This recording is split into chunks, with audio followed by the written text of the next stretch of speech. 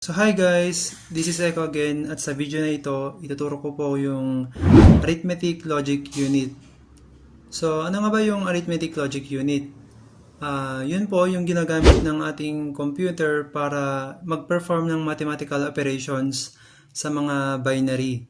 So ano nga ba yung binary? Yun po yung mga number system natin na naglalaman ng 0 and 1 na mga values.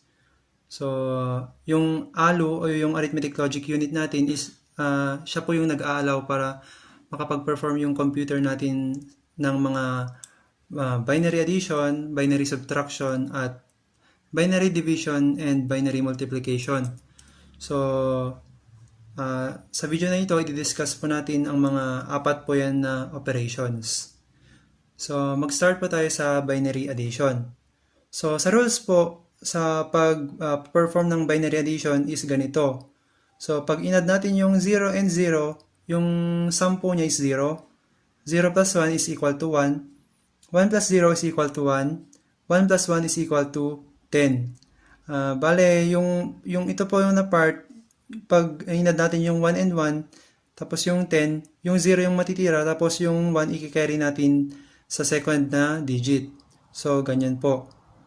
So, magkaroon pa tayo ng example.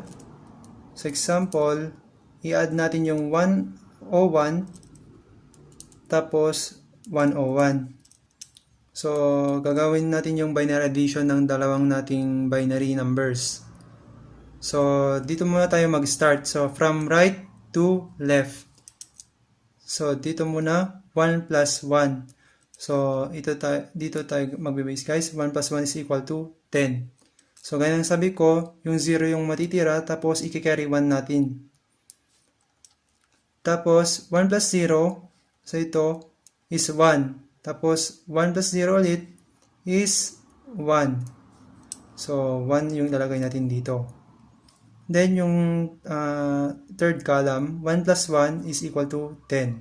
So, since wala nang susunod na digit, pwede natin ilagay yung 10 na buo. So, yan na po yung sum ng ating 101 plus 101 na mga binary. So, ito na po yung sagot. So, mag-proceed naman tayo sa binary subtraction, guys. So, yung rules po sa pag-subtract ng ating binary numbers is ganito.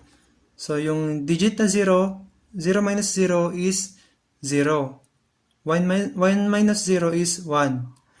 0 minus 1 is equal to 1. Pero magbabaro 1 po tayo. Tapos 1 minus 1 is equal to 0. So may bonus rin tayo na rule dito kasi yung number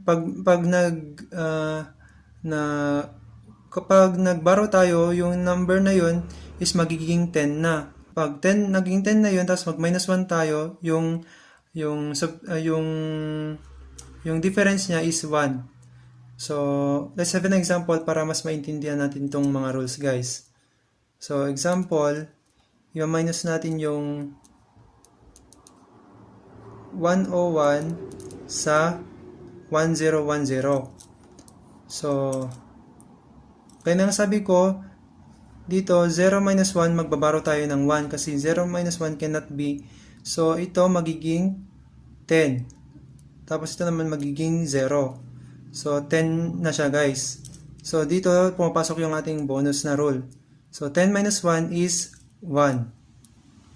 So, ito, since 0 na ito, guys, 0 minus 0 is 0.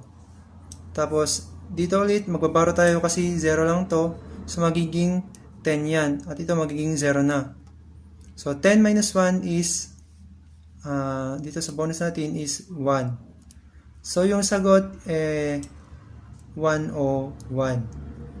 So, dito naman tayo sa binary multiplication, guys.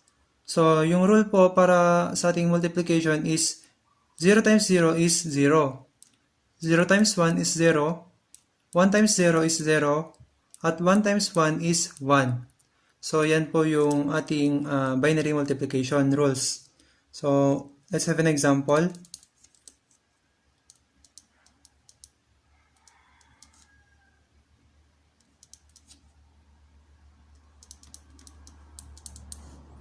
So, yung number natin na 0011, i-multiply daw natin dito. So, yung rule ng pag-multiply dito is parehas din sa pag-multiply ng ating mga numbers natin sa decimal number system.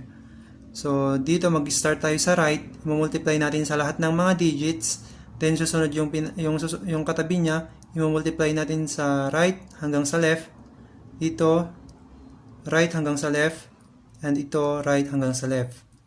So, yung mga values niya is isusulat lang natin dito. So, kunyari, 0 times 0. So, 0. 0 times 1 is 0. So, 0 times 0, 0, 0, 0, 0, 0. So, since ito yung second digit natin is 0, ikakopy na lang natin dito. So, sa paglalagay ng ating mga values sa second nating row, dapat mag-leave tayo ng isa dito, guys. Gaya ng ginagawa natin sa pag-multiply ng mga decimal number systems natin. So, i-copy natin dito, guys, yung 3, 6, 7 na 0. So, dapat magkaka-align sila. So, bilangin natin 1, 2, 3, 4, 5, 6, 7. So, 7. So, sa 1 naman, guys. So, 1 times 0 is 0. So, dito natin ilalagay. 1 times 1 is 1. 1 times 0 is 0. 1 times 1 is 1. 1 times 1 is 1. 1 times 0 is 0. 1 times 0 is 0. At since 1 naman yung susunod, ikakopy lang natin yung mga values dito. So, mag-start tayo dito. Mag-leave tayo ng isang column. So, 0, 1, 0, 1, 1, 0, 0. So, yan na po yung ating mga values sa ating mga rows. So, ang gagawin natin dito is i-add natin ang mga ito, guys. So, ito, i-bring down natin kasi wala naman siyang ka-match. Tapos yung 0, i-bring down natin. 0. Tapos 0 plus 0 plus 1 plus 0 is 1. Tapos 0 plus 0 plus 0 plus 1 is 1. 0 plus 0 plus 1 is plus 0 is 1. 0 plus 0 plus 1 plus 1 is 10. So, 0, magkikarry 1 tayo, guys. So, dito magkikarry 1 na tayo. So, 1 plus 0 plus 0 plus 1 is 10 ulit. So, 0 magkikarry 1. 1 plus 0 plus 0 is 1. And, i-bring down natin yung 0. So, ito na po yung ating product ng ating dalawang binary number. So, ganyan po mag-multiply sa ating binary. So, dito naman tayo sa ating binary division. So, yung rules sa pag-divide ng mga binary is ganito. 1 divided by 1 is 1. 1 divided by 0 is 0. 0 divided by 1 is meaningless, meaning wala siyang value. So, 0 divided by 0 is meaningless din. So, let's have an example para mas maintindihan natin to, guys. So, kunyari, 1, 1, 1, 1, 1, 0, 0, divided by 10. So, itong number na to is i-divide daw natin sa 10. So, sa pagde-divide ng ating two binary numbers, guys, is ganito. Pag yung divisor natin is dalawang digit, hatiin lang natin ito ng dalawang digit. So, mag-start tayo sa dalawang digit, which is 1 and 1. So, i-divide lang natin dito sa ating divisor. So, 11 divided by 10 is 1. So, 1. Hindi pala 11 yun, guys. Bale, 1, 1 divided by 0, 1. So, 1. Tapos, ito, i-multiply natin dito sa, yung quotient, i-multiply natin sa ating divisor. So, 1 times 0, 1 is 0, 1. Tapos, next, isa-subtract natin yung 0, 1 sa 1, 1. So, 1 minus 0 is 0. 1 minus 1 is 0. 1 minus 0 is 1.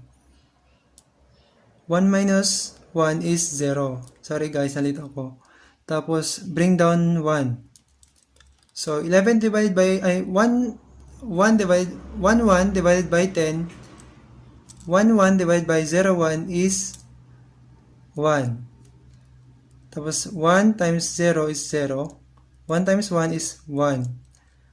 I-minus na natin to guys. So 1 minus 0 is 1. 1 minus 1 is 0. Tapos bring down natin yung second digit. 1 1 minus 0 1 is 1. 1 times 0 is 0. 1 times 1 is 1. So, i-subtract natin to guys. So, 1 minus 0 is 1. 1 minus 1 is 0. So, i-bring down natin yung 1. So, 1 1 divided by 0 1 is 1. So, 1 times 0 is 0. 1 times 1 is 1. At i-subtract natin siya guys. So, 1 minus 0 is 1. 1 minus 1 is 0. So, bring down 0 na natin. So, 0, 1 divided by 0, 1 is 1. So, 1 times 0 is 0. 1 times 1 is 1. So, i-subtract natin ulit. 0 minus 0 is 0. 1 minus 1 is 0. So, meron pa tayong remaining na digit. So, i-bring down natin. So, 0 divided by 0, 1 is 0. So, 0 times 0 is 0. 0 times 1 is 0. So, yung difference is 0. So, ito na po yung ating quotient. So, ito na yung sagot sa ating binary division. So, ito guys yung ating apat na binary operations sa ating Arithmetic Logic Unit. So, kung nagustuhan nyo itong video guys, please like this video at mag-leave kayo ng comment kung may gusto kayong sabihin. At don't forget to subscribe and hit the notification bell para wala po kayong ma-miss na future uploads o tutorials ko. So thank you guys and God bless. Hello guys, this is Echo. Thank you for watching at kung nagustuhan niyo po yung tutorial, please leave a like and don't forget to subscribe and hit the notification bell para din niyo po ma-miss ang mga future tutorials ko. Thank you and God bless.